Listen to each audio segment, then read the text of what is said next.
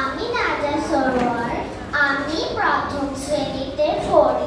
আমি একটি গল্প বলবো। গল্পটির নাম অহংকারী রাজকন্যা। অনেক অনেক দিন আগের কথা। এক দেশে ছিল এক রাজকন্যা। সে নিজে নিজে ভাবতো তার মতো অন্য কোনো সুন্দরী মেয়ে পৃথিবীতে কোথাও নেই।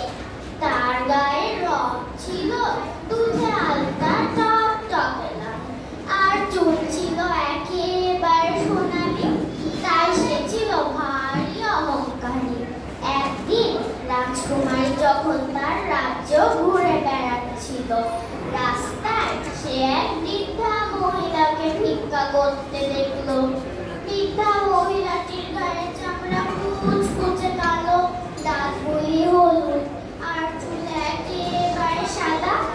আসলে সে বৃদ্ধা মহিলাটি ছিল এক ছদ্মবেশী পরী। রাজকুমারী তার দিকে তাকিয়ে ব্যঙ্গ করে বলল, তুমি তো দেখছি একেবারে কুৎসি।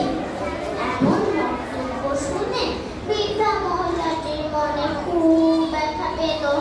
সে রাজকুমারীকে বলল, অন্য দেহের প্রতি দয়ালু না হলে, নিজে সুন্দরী হলেও এটি কোনো কাজে আসবে না।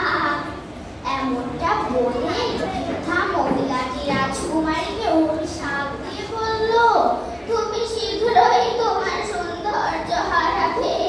কিন্তু রাজকুমারী তার কথায় কোনো কর্ণপাত করল না। সে সোজা রাজপ্রাসাদে ফিরে এলো। পরদিন সে আয়নার দিকে তাকিয়ে অবাক হয়ে গেল।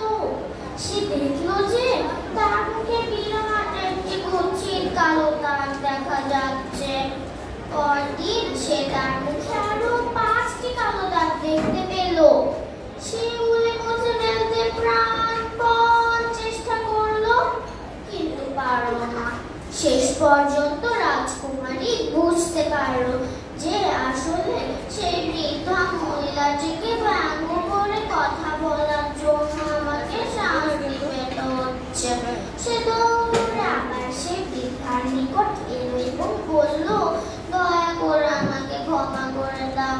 আমি আর কোনোদিন অহংকার করব না। রাজকুমারীর এমন কথা শুনে বৃদ্ধা মহিলার ছদ্মবেশী পরিচিও তাকে ক্ষমা করে দিল এবং তার অভিশাপ তুলে দিল। বলো তো বন্ধুরা,